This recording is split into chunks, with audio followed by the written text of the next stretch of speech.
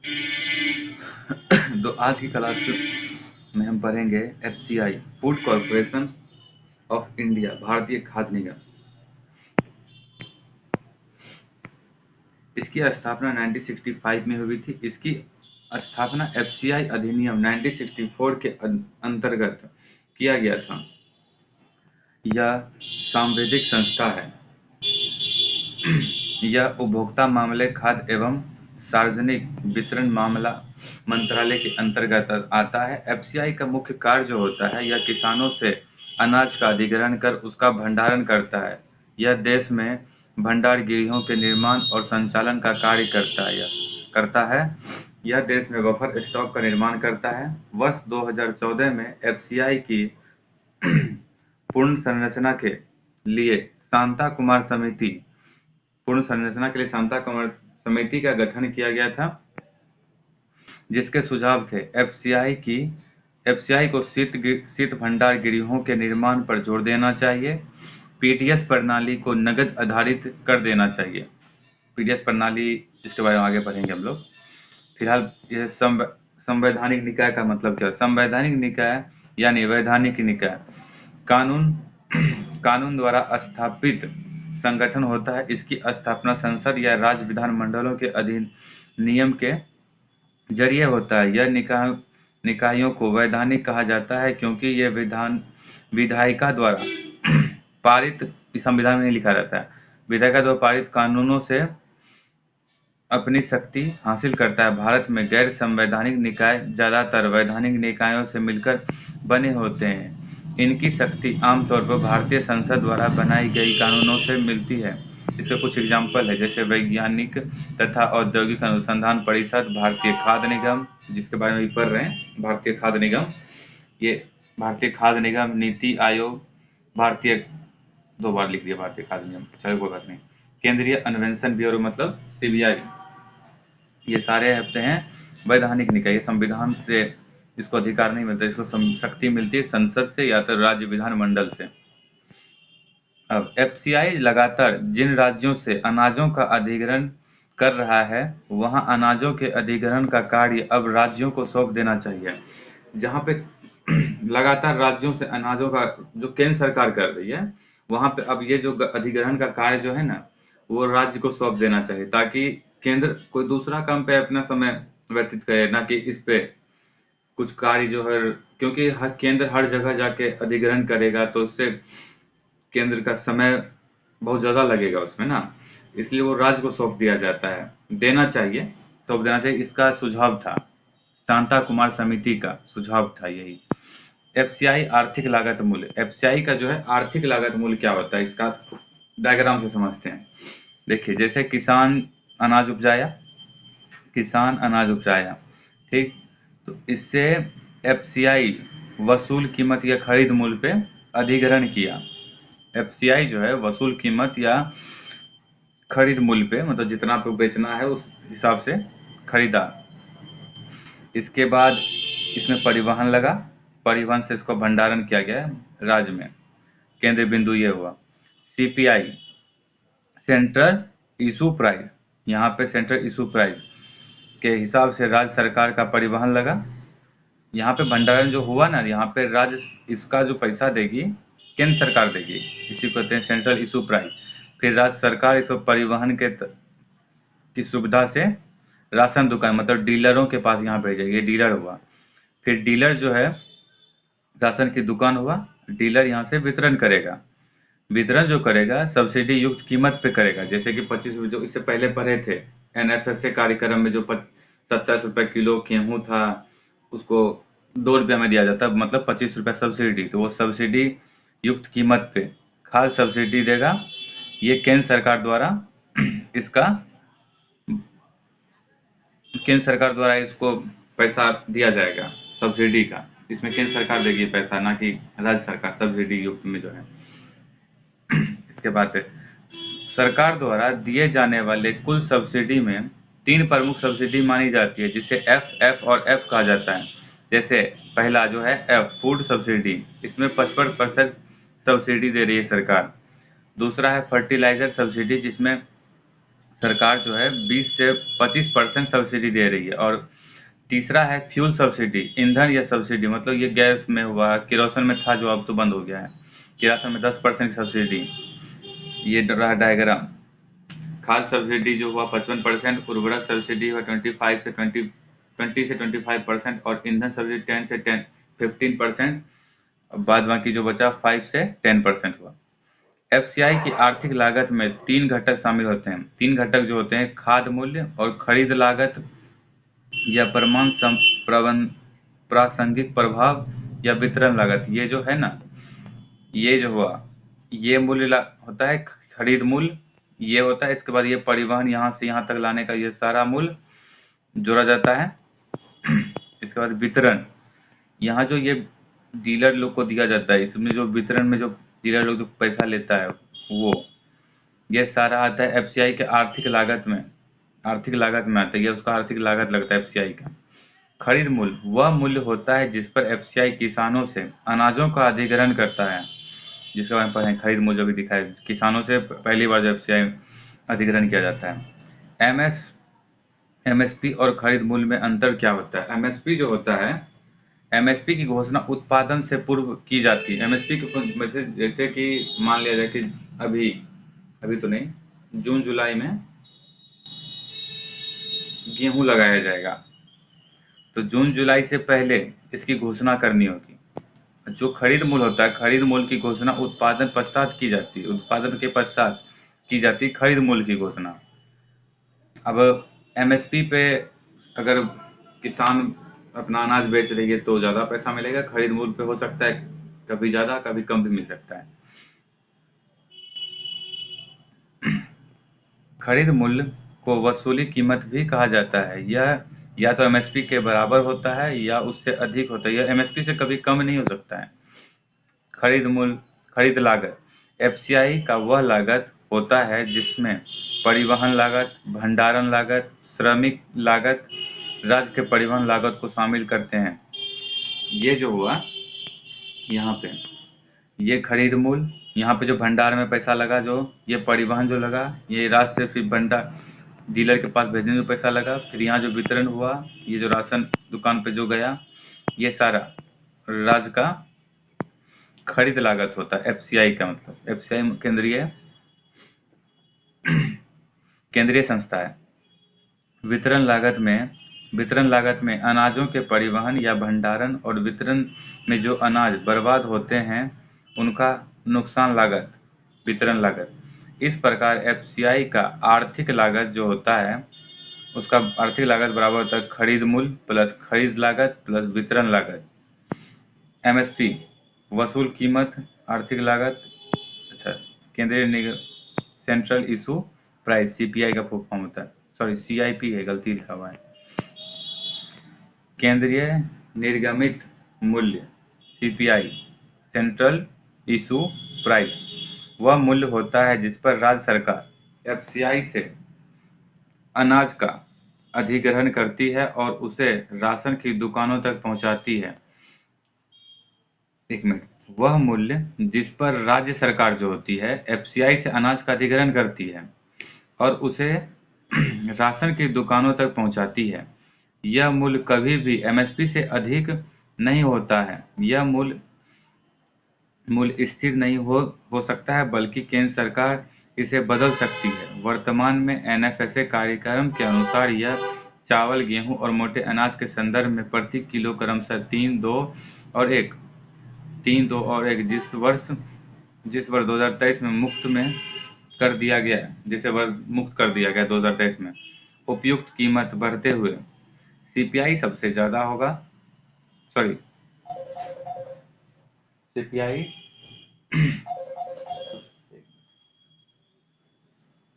CPI जो है सबसे कम होगा, एमएसपी उससे ज्यादा होगा, वसूल कीमत उससे भी ज्यादा होगा और आर्थिक लागत उससे भी ज्यादा होगा। मतलब जो ये सीपीआई जो है, राज्य सरकार जो एफसीआई से अनाजों का अधिग्रहण करती है वो सबसे कम होगा, क्योंकि ये इस पे राज्य सरकार, केंद्र सरकार जो है राज्य सरकार को देती है कम मूल्य पे ये अनाज को भंडारगिरी पे, वो राशन की दुकान पे भेजे ताकि वो इसमें सब्सिडी युक्त होता है ये, ताकि वो पब्लिक को सस्ते दाम में बेचा जा सके, जैसे एनएफएसए कार्यक्रम के तहत जो आता है। पीडीएस जो है, पीडीएस सरकार का एक लोक कल्याणकारी कार्यक्रम है, जहां राशन की दुकानों के माध्यम से राशन कार्ड धारकों को आवश्यक वस्तु मतलब खाद्य और गैर खाद्य अत्यंत न्यून कीमत या मुफ्त में उपलब्ध कराया जाता है। यहाँ जो लिखा है खाद्य एवं गैर खाद्य, हम लोग सोचते हैं बिहार में तो सिर्फ खाद्य पदार्थ मतलब खाने पदार्थ दिया जाता है, लेकिन ऐसा नहीं है। हर राज्य का अपना अपना अलग है। जैसे कि दिल्ली सरकार जो है हर चीज़ देती है, तेल, लिपस्टिक, बहुत कुछ देती है। यहाँ पे लिपस्टिक तक दिया जाता है दिल्ली सरकार की तरफ से दिल्ली के नागरिकों से, मतलब दिल्ली का जो है प्रॉपर वो। राशन की दुकान या उचित मूल्य की दुकान, एफपीएस, फेयर प्राइस शॉप, इसका फुल फॉर्म होता है। पीडीएस जो है संविधान में संवर्धित सूची का विषय है, जहां केंद्र और राज्य दोनों मिलकर इस प्रणाली का संचालन करते हैं।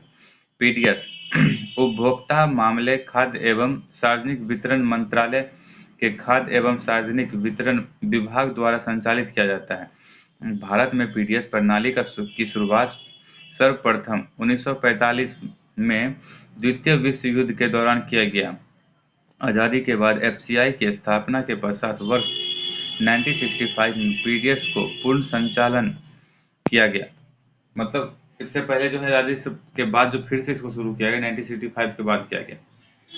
कि जो इसका उद्देश्य देखिए, पीडीएस का उद्देश्य है गरीबों को खाद्य सुरक्षा देना, किसानों से अनाज का अधिग्रहण कर उसका भंडारण करना, सामाजिक न्याय सुनिश्चित करना। सामाजिक न्याय को सुनिश्चित करना मतलब सबको पेट भरा रहे, सब खाए पिए। ये परोक्ष रूप से आवश्यक वस्तु के बाजार नियंत्रित करना। आवश्यक वस्तु का बाजार नियंत्रित करना का मतलब ये हुआ, जैसे गेहूँ बहुत ज़्यादा महंगा दे दिया सरकार इसको कम रेट पे। जैसे एक बार हुआ था, शायद कोरोना नहीं, एक बार हुआ था बिहार में, प्याज बहुत महंगा हो गया था, तो सरकार प्याज वितरण करने लगी कम रेट पे, ताकि बाजार का मूल्य कम हो सके। नहीं तो प्याज इतना महंगा 120 या 130 हो गया था, तब ऐसा किया गया था। देखिए इसका फिर से देखते हैं इसके बारे में। किसान से अधिग्रहण करता है एफसीआई। एफसीआई से भंडारण होता है। जब भंडारण होता है तो भंडारण के बाद ये जो एनएफएसए कार्यक्रम में जाता है पीडीएस में, पीडीएस के द्वारा वितरण होता है एनएफएसए कार्यक्रम में। इसके बाद बफर स्टॉक का निर्धारण होता है। बफर स्टॉक में एक होता है कार्यशील रिजर्व, एक होता है रणनीतिक रिजर्व।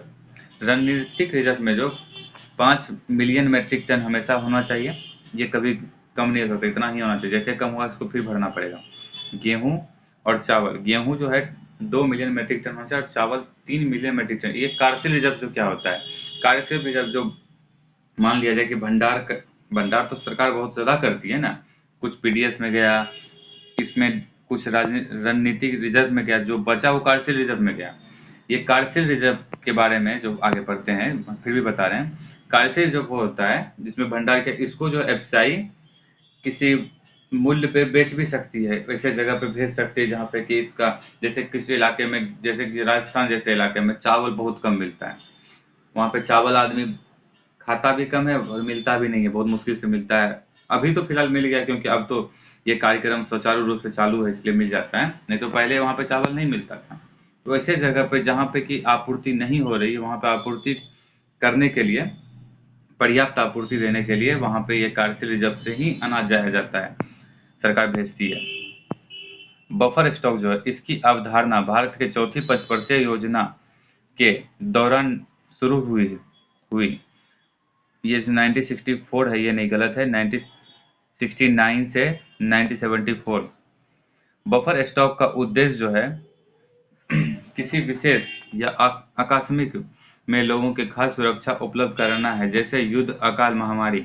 बफर स्टॉक का निर्धारण तिमाही आधार पर आर्थिक मामले के संसदीय समिति सीसीसीईए मतलब cabinet committee of economy affair, तिमाही आधार पर मतलब हर 3 महीने में। जबकि बफर स्टॉक का संचालन एफसीआई द्वारा किया जाता है। ये देखिए, बफर स्टॉक का निर्धारण तिमाही आधार पर किया जाता है, जबकि बफर स्टॉक का संचालन जो है एफसीआई द्वारा किया जाता है। बफर स्टॉक का जो है ये जो तिमाही आधार पर किया जाता है, ये आर्थिक मामले के संसदीय समिति द्वारा किया जाता है, लेकिन उसका संचालन जो एफसीआई करती है। समझ रहे हैं? मतलब ये जो कितना अनाज होना चाहिए, कैसा होना चाहिए, कितना रेट में होना चाहिए, इसका जो है एक तरह से कहा जाए इसे कि जैसे कि हम अगर बोल दें, घर का कोई एक मालिक है, वो बोल रहे कि कल जो है यहाँ पे 5 लीटर दूध आना चाहिए, तो वो खुद तो लाने जाएगा नहीं, किसी को भेजेगा। तो जिसको भेजेगा वो एफसीआई हो गया, और जो दूध ला जो ऑर्डर दिया, जैसे हम अगर जो भी दादाजी ऑर्डर दिए कि 5 लीटर दूध आना चाहिए, वो हो गया आर्थिक मामले के संसदीय समिति। और जब हम लाने गए दूध, हम हो गए एफसीआई। एफसीआई है जब हम हो गए, तो हम संचालन कर रहे हैं। और वो जो आर्थिक मामले के संसदीय समिति, वो हो गए दादाजी, वो जो है ऑर्डर दिए। तो वही हुआ, आर्थिक मामले के संसदीय समिति ऑर्डर देते हैं, और उसका संचालन जो एफसीआई करती है। समझ के संचालन और निर्धारण का क्या मतलब है? निर्धारण किया ना कि 5 लीटर दूध आना चाहिए, हम 6 नहीं ला सकते अगर 5 बोले तो। बफर स्टॉक का उद्देश्य क्या होता है? किसी आकस्मिक परिस्थिति में लोगों को खाद्य सुरक्षा प्रदान करना। वर्ष 2020 में कोरोना महामारी के दौरान बफर स्टॉक द्वारा देशव्यापी लॉकडाउन में गरीबों को खाद्य सुरक्षा उपलब्ध कराया गया था। 2020 में वही जो भंडार किया गया था, उसका यूज हुआ था। बाजार में गेहूं और चावल के मूल्य वृद्धि को रोकना। वही बाजार में सिर्फ गेहूं चावल के स्पेशल नहीं है वो, जैसे उस बार बोले तो बिहार में प्याज का मूल्य बढ़ गया, तो उसको कंट्रोल करने के लिए सरकार यहाँ पे प्याज का वितरण की थी, ताकि मार्केट रेट में कुछ तो कमी आए इस वजह से। बफर स्टॉक में दो प्रकार, वो जो भी बताए, कार्यशील और रणनीतिक रिजर्व। रणनीतिक रिजर्व में अनिवार्य रूप से 5 मिलियन मीट्रिक टन अनाज होना चाहिए। बफर स्टॉक की चुनौतियां क्या है? एफसीआई के पास पर्याप्त क्षमता वाले भंडार गृहों का अभाव भंडार के अभाव में अधिकांश अनाज बर्बाद हो जाते हैं, जिससे बफर स्टॉक में रखे अनाज का सदुपयोग नहीं पर। देखिए, हमारे पास जो है जगह बहुत है, लेकिन जगह हमें मिल नहीं पा रहा है जगह बहुत, लेकिन फिर भी मिल नहीं पा रहा है, या सरकार इस पे इन्वेस्ट नहीं कर रही है। कल जब हम पढ़ रहे थे डब्ल्यूटीओ का अंबर बॉक्स सब्सिडी, हाँ अंबर बॉक्स सब्सिडी था जी, हाँ अंबर बॉक्स सब्सिडी में, नहीं अंबर बॉक्स सब्सिडी, हाँ शायद अंबर बॉक्स सब्सिडी था, अंबर बॉक्स सब्सिडी नहीं था, जिसमें वो कहा गया था कि ये बफर स्टॉक सब पे जो है आप असीमित, नहीं अंबर बॉक्स सब्सिडी नहीं था, ब्लू बॉक्स सब्सिडी था। ब्लू बॉक्स सब्सिडी जो होता है उसमें कहा गया है कि जो है ना, ये सब भंडारगिरी को शीतगिरी कहा जाता है, इस पे आप जितना चाहे सब्सिडी दे सकते हैं, लेकिन हमारे सरकार के पास राजस्व की प्राप्ति कम होती है। अगर इस पे ज़्यादा देंगे तो राजस्व घाटा बढ़ जाएगा। इससे हम लोग को ऐसा या तो बाजार से उधार लेना पड़ेगा, या अंतर्राष्ट्रीय उधार लेना पड़ जाएगा। इसलिए सरकार इस पे खर्च कर नहीं पा रही है, जिस वजह से हमारे देश में अभी भी भंडारगिरी का अभाव चल रहा है। इस वजह से एफसीआई को बहुत दिक्कत होती है, जिस वजह से एफसीआई जो है एमएसपी जो जारी किया जाता है, सरकार मात्र 50% मेरे ख्याल से 50% अनाज का ही अधिग्रहण एमएसपी मूल्य पे कर पाती है, बाद बाकी नहीं कर पाती, क्योंकि हमारे पास भंडारगिरी तो है नहीं जो हम कर पाएंगे। और दूसरा बात, अगर हम एमएसपी पे ज्यादा अनाज का अधिग्रहण करते हैं तो इसको हम निर्यात नहीं कर सकते, क्योंकि पहले पता है कि सब्सिडी जो है 10% से ज्यादा, अगर हम डब्ल्यूटीओ का नीति का विरोध में जाते हैं तो हम कोई भी अनाज का, मतलब जितने भी आदमी जो है डब्ल्यूटीओ से जुड़े हुए उस देश में हम अनाज का निर्यात नहीं कर सकते हैं, उस अनाज का जिसमें हम उतना ज़्यादा सब्सिडी दे रहे हैं, क्योंकि वो जो है व्यापार में बाधा या विकृति उत्पन्न कर सकती है। अब इसके आगे पढ़ते, सदुपयोग नहीं हो पा रहा, अतः 2015 में सरकार द्वारा बफर स्टॉक नियम 2015 बनाया गया, जिसमें ओएमएसएस को शुरू किया गया। ओपन मार्केट 2015 में किया गया। ओपन मार्केट सेल, ये नरेंद्र मोदी जी जब से आए तभी से ऐसा सब कुछ हो पा रहा है। ओपन मार्केट सेल स्कीम, जो ओपन मार्केट सेल स्कीम है, ये खुला बाजार है, ठीक। इसमें होता ये है कि जैसे वो अनाज जो बर्बाद तब ना होगा जब उसको भंडार गृह में हम रखेंगे। जैसे हम एमएसपी पे अनाज को लिए, और कुछ जगह जैसे कि राजस्थान में मोटे अनाज की बहुत ज़्यादा मोटा अनाज होता है, तो जैसे हमारे बिहार में मोटा अनाज बहुत कम मिलता है, तो हम ये कर सकते हैं कि राजस्थान से मोटा अनाज का अधिग्रहण करके बिहार में वितरित कर दें। वितरित मतलब बाजार मूल्य पे बेचें, एक मूल्य पे बेचें, ना कि फ्री में। बाजार मूल्य पे बेच दिए, फिर यहाँ का जो चावल उवल है वो राजस्थान में जाके बेच दिए। बहुत जगह ऐसा है जहाँ पे कि बहुत सारे अनाज नहीं मिलते हैं, उपज रहे भी नहीं है, क्योंकि वहाँ का पर्यावरण ऐसा नहीं है।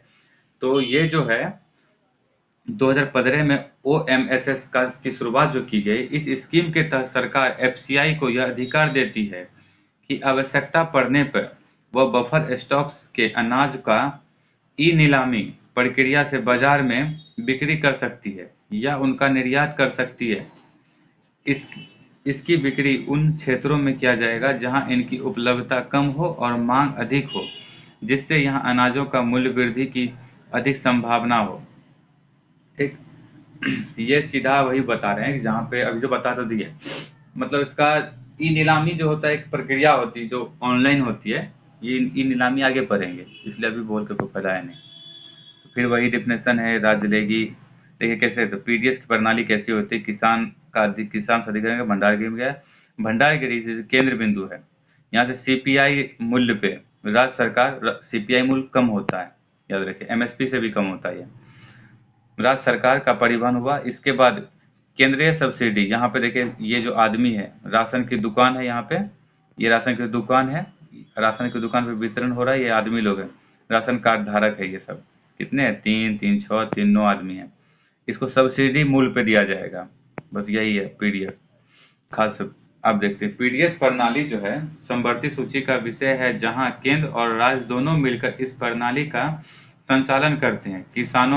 किसानों से अनाज का अधिग्रहण कर उसे भंडारण, जिसमें अधिग्रहण लागत, परिवहन लागत, भंडार लागत, राज्य सरकार के परिवहन लागत ईटीसी लागत केंद्र सरकार द्वारा वहन किए जाते हैं, जबकि राज्य सरकार का कार्य है केंद्र बिंदु से, मतलब सीपीआई मूल्य पे केंद्र बिंदु से एफसीआई से अनाज का अधिग्रहण कर उसे राशन के दुकानों तक पहुंचाना, लाभार्थी की पहचान करना, राशन कार्ड वितरण करना और राशन की दुकानों में पर्यवेक्षण की भूमिका निभाना इत्यादि। वर्तमान में पीडीएस प्रणाली देश में एनएफएसए कार्यक्रम का संचालन कर रही है। वर्ष 2020 में कोरोना महामारी के समय सरकार द्वारा प्रधानमंत्री गरीब कल्याण योजना की शुरुआत की गई, जहां पीडीएस प्रणाली द्वारा प्रत्येक व्यक्ति को 5 केजी अनाज मुफ्त में दिया जाता था। वर्ष 2023 में प्रधानमंत्री गरीब कल्याण अन्न योजना का विलय एनएफएसए कार्यक्रम में कर दिया गया। अब पीडीएस प्रणाली द्वारा प्राथमिक परिवार को 25 केजी अनाज प्रति माह और बीपीएल परिवार को अंत्योदय परिवार को 35 केजी प्रति मुफ्त अनाज वितरण किया जाता है। पीडीएस का फुल फॉर्म होता है पब्लिक डिस्ट्रीब्यूशन सिस्टम। पीडीएस की चुनौतियां क्या है, अब देखिए।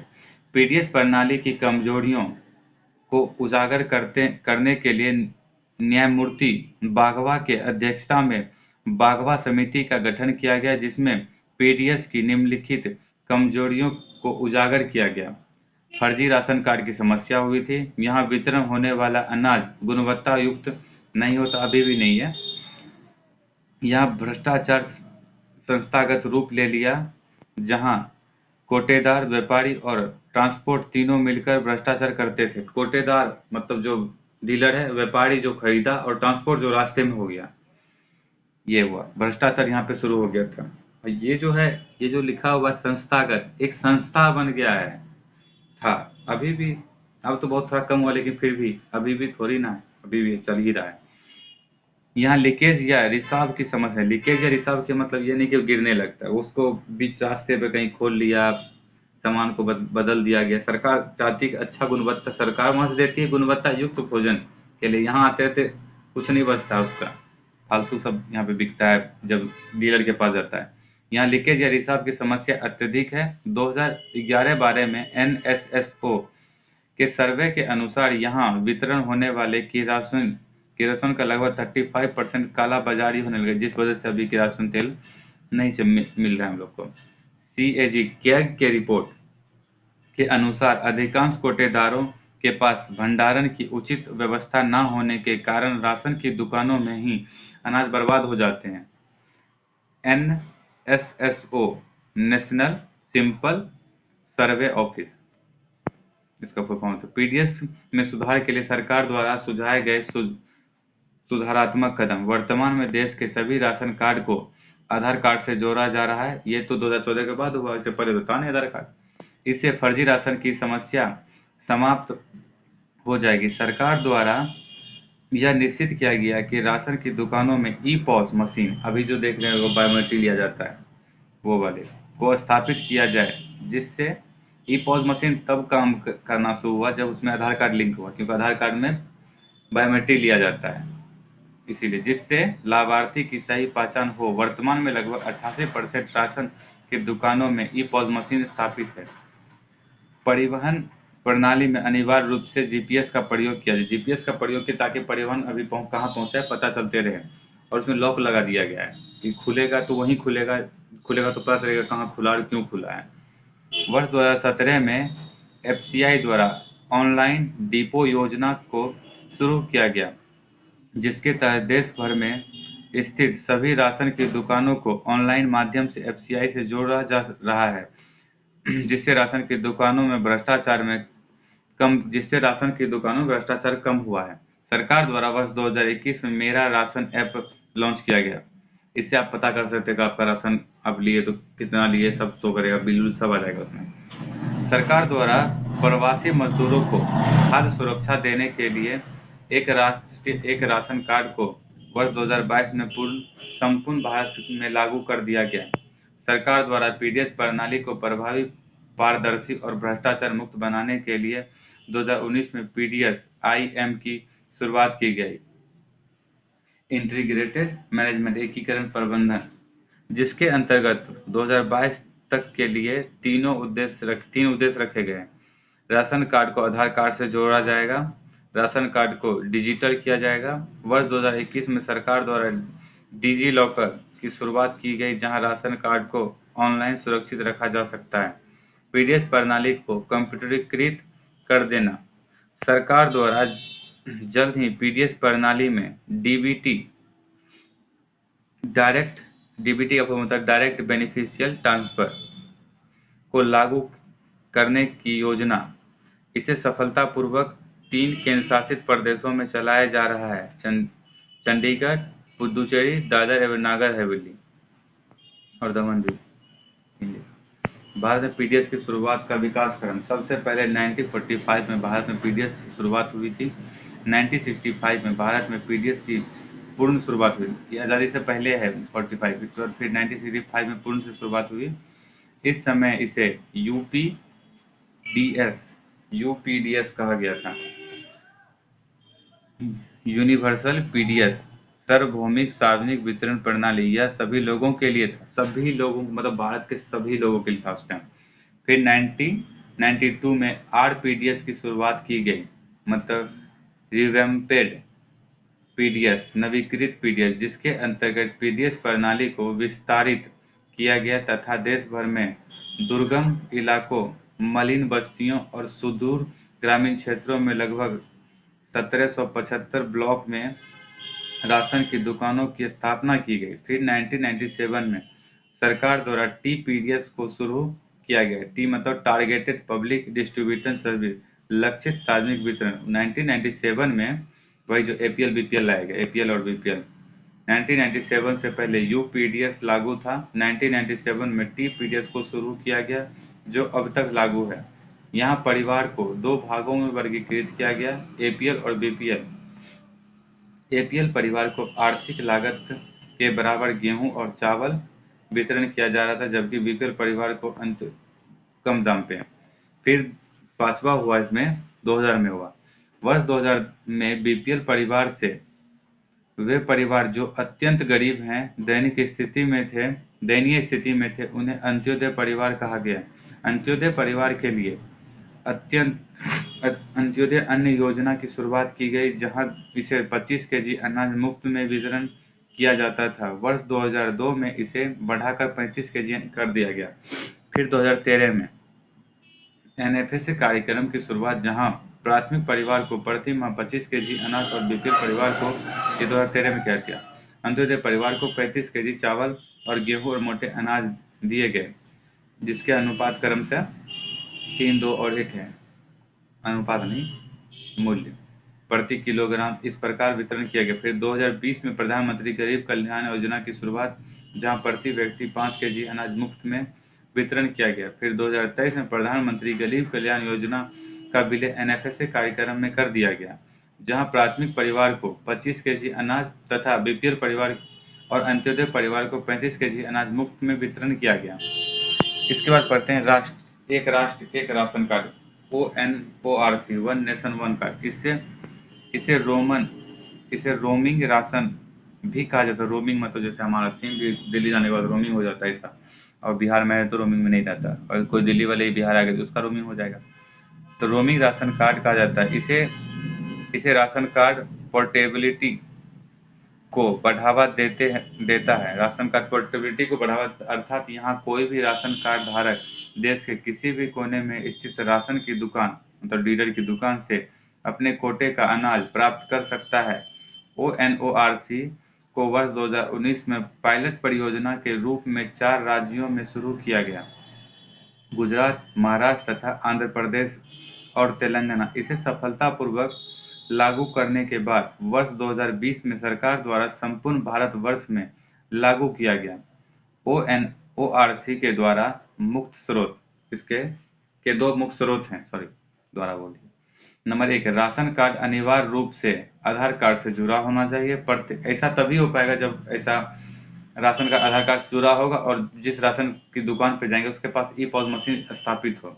वर्ष 2022 में असम मतलब असम राज्य ONRC राज्य से जुड़ने वाला अंतिम राज्य था, मतलब अंतिम राज्य असम था, पूरा देश ONORC से जुड़ा हुआ है। जिसके बाद ये उसके लिए प्रवासी मजदूर सब जो है, जैसे दिल्ली उल्ली को चला जाता है, उसका राशन यहाँ भी नहीं मिल रहा है, बेचारा वहां भी उसको नहीं मिल रहा है, उसके लिए है। जिसे बाद में यह देश के कुल 36 राज्यों और केंद्रशासित प्रदेशों में पूर्ण रूप से लागू कर दिया गया। इस प्रकार इस कार्यक्रम के माध्यम से कोई भी प्रवासी मजदूर यदि प्रवसन अंतरराज्य या अंतराराज्य में, अंतरराज्य और अंतराराज्य में अंतर क्या है बताते हैं, में हो तो वह किसी भी राशन की दुकान से अपने कोटे का अनाज प्राप्त कर सकता है। क्या है अंतरराज्य और अंतराराज्य? देखिए, होता है कि इस एक राज्य से दूसरे राज्य चले गए, यह हो गया अंतरराज्य। अंतरराज्य मतलब आप बिहार से दिल्ली चले गए, ठीक। लेकिन अगर आप मान लिया जाए कि आप भागलपुर डिस्ट्रिक्ट से बिलोंग करते हैं और आप चले गए कहाँ, मान लीजिए पटना चले गए, तो वो हो गया अंतराराज्य। अंतरराज्य हो गया अब अलग राज्य, मतलब अंतर हो गया ना, अंतर राज्य हो गया, अंतरराज्य राज्य का अंतर कर दिया। और अंतरा मतलब अंतरा, इंटरनल, राज्य के अंदर का बात कर रहा है अभी। ये हुआ अंतरा राज्य, मतलब राज्य के अंदर आप कोई दूसरा डिस्ट्रिक्ट में चले गए तब। अंतर राज्य मतलब हो गया अब राज्य को बदल दिए। ONRC का लाभार्थी, इसमें वे सभी राशन कार्ड धारक लाभार्थी होंगे जो NFSA कार्यक्रम के अंतर्गत लाभार्थी हैं, लगभग 81 करोड़।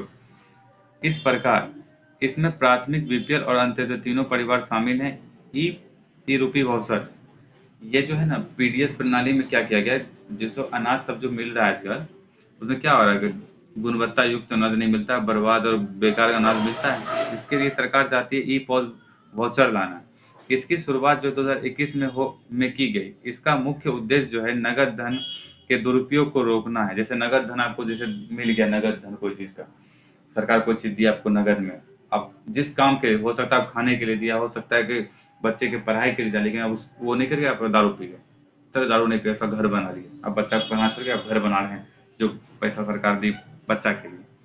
उसको रोकने के लिए सरकार ई रूपीज वाउचर लाई है। इसको देखते हैं कैसे काम करती है। यह जो है व्यक्ति आधारित और उद्देश्य आधारित होता है, वही उद्देश्य आधारित होता है। इसका संचालन एनपीसीआई द्वारा किया जाता है। यह सरकार और निजी कंपनी दोनों जारी कर सकती है। ई रूपी वाउचर का कार्य क्या होता है? देखिए, ई रूपी वाउचर का कार्य होता है कि यहाँ पे जैसे बैंक है, ठीक, आप जैसे लाभार्थी यहाँ पे है, लाभार्थी जो है ये दुकान जाएगी, मतलब ये दुकानदार के पास गया, इसके पास एक स्कैनर होगा, वो दुकानदार के पास जाएगा, उसे स्कैन किया जाएगा, ठीक। तो इसके बाद, सर इसमें बहुत अजीब लिख दिया है, एक मिनट रुक जाइए। हाँ, तो वहाँ पे एक स्कैन होगा। तो ये जो है यहाँ पे इसके लाभार्थी जिसके आपको कहेगा एंड्रॉयड फ़ोन नहीं हुआ, तो एंड्रॉयड फ़ोन नहीं भी होगा तो लाभार्थी के पास एक नंबर होगा। वो दुकानदार जो है उस नंबर को लिखेगा और दुकानदार उसको लिखेगा, जैसे ये जो सीधा जाएगा यहाँ पे बैंक के पास जाएगा, वो डिटेल्स जब जाएगा बैंक के पास, तो डिटेल्स जैसे बैंक के पास है तो बैंक जो है लाभार्थी को ओटीपी भेजेगा और वो जो ओटीपी है फिर वो दुकानदार को देगा। तो फिर दुकानदार जब ओटीपी डालेगा तो फिर उसका जितना का सामान लिया उतना लिख के काट देगा। अब इसमें सोचिएगा आपकी दुकानदार, हो सकता है दुकानदार को दे दिया ओटीपी, दुकानदार उसको पैसा दे देगी, हो क्या बात खत्म, सामान नहीं लिया। ऐसा नहीं होगा। जिस दुकान पे ये स्कीम, ये सिस्टम चालू होगा, मतलब ये योजना ये स्कीम जिस दुकान पे होगा, तो उस दुकान में कितना सामान है, सारा सामान का डिटेल्स होगा सरकार के पास में। अगर वो इतने रुपया का ओटीपी अपने पास ली है तो उसके पास पता है कि उसके पास ये सामान है और ये बिक जाना चाहिए। अगर डिटेल्स और उसका पैसा मैच नहीं किया तो दुकानदार पे कार्रवाई हो जाएगी ना। तो वो ये गलती कभी नहीं कर सकता है। और इस पूरे क्रिया का संचालन एनपीसीआई करती है। ठीक, मेरे ख्याल समझ गए होंगे। मतलब फिर से एक बार बता रहे हैं, जो लाभार्थी होता है, मान लिया जाए कि हम लाभार्थी हैं, हम गए, मेरे पास चलो एंड्रॉयड फ़ोन है तो कोई दिक्कत नहीं है, जो सिंपल सेट वाले फ़ोन है उसके पास एक नंबर होता है, ठीक है ना। तो वो नंबर जैसे क्यूआर कोड होता है, उसके नीचे भी नंबर होता है कुछ लिखा, वो वहाँ पे देंगे उस दुकानदार को, वो दुकानदार अपने सिस्टम में डालेगा। वो जैसे सिस्टम में डालेगा ये सारा डिटेल्स बैंक में जाएगा और बैंक को पता है कि ओटीपी देना, बैंक उसको ओटीपी देगा, बैंक वहाँ डिटेल्स लिखा रहेगा, बैंक उसको ओटीपी देगा, लाभार्थी को देगा, लाभार्थी फिर दुकानदार को ओटीपी दे देगा। तो जैसे ओटीपी दिया, जैसे मान लिया 1000 रुपये का था तो 800 का सामान लेना है, तो ओटीपी दिया, 800 का सामान लिया, फिर छोड़ दिया। तो फिर वहाँ पे डिटेल्स लगा कि 800 का सामान हम बेच चुके, दुकानदार डिटेल्स दे दिया कि हम 800 का सामान बेच दिए, और सामान में क्या बेचे भी लिखेगा, कितना बेचे, कितना मात्रा में है, सब लिखा रहेगा। इसका जो 200 वो बच जाएगा, 200 रुपया, वो हो सकता है कि अगले मंथ वो यूज कर ले। तो वो 800 बचा, तो हो सकता है कि दुकानदार इसमें क्या करे, भ्रष्टाचार वाला सिस्टम आ जाए कि दुकानदार उसको पैसा दे दे, 100 रुपया खुद रख ले, 700 इसको दे दे, वो जाकर हम दारू पी ले। ऐसा हो सकता है, लेकिन ऐसा हो नहीं सकता है ना। जिस दुकान पे ये योजना सुचारू रूप से चालू रहेगा तो वहां पे होगा क्या, इस दुकानदार में के पास जितने भी सामग्री होंगे, जितने भी होंगे खाने पीने का सामान, ये सारा डिटेल सरकार के पास होगी। और सरकार जब एक डाटा मैच करेगी तो उसके दुकान का सामान और जितना वो बेचा, उस दोनों का डिटेल जब मैच नहीं होगा तो दुकानदार पे हो जाएगी कार्रवाई। इस वजह से दुकानदार ये हरकत नहीं कर सकता है। ठीक, अब देखते हैं NPCI, national payment corporation India, भारतीय राष्ट्रीय भुगतान निगम। इसे वर्ष 2008 में स्थापित किया गया। यह एक गैर लाभकारी संगठन है। इसका उद्देश्य केवल लाभ कमाना नहीं होता है। इसकी स्थापना देश में वित्तीय समावेशन को बढ़ावा देने के लिए किया गया था। वित्तीय समावेशन का समान अर्थ है कि हर व्यक्ति का बैंक में खाता उपलब्ध हो। एन एक मिनट,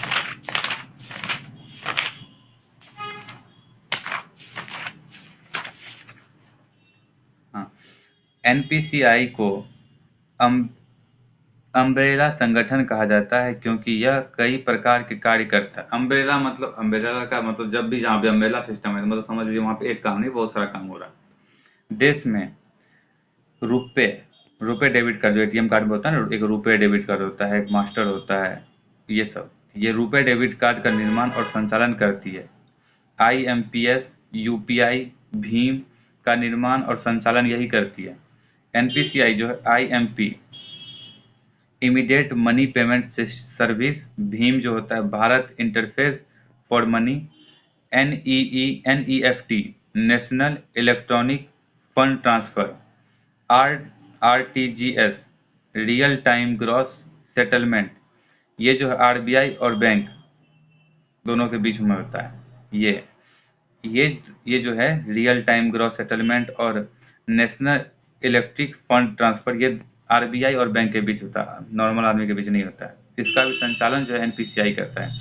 इसके बाद होता है UPI, unified payment interface. NPCI द्वारा देश भर में स्थित सभी एटीएम से जोड़ा जाता है। एनपीसीआई द्वारा देश भर में स्थित सभी एटीएम को जोड़ा जाता है। इसका फास्टैग का निर्माण भी एनपीसीआई द्वारा ही किया जाता है। तो आज के लिए बस इतना ही। धन्यवाद। जय हिंद।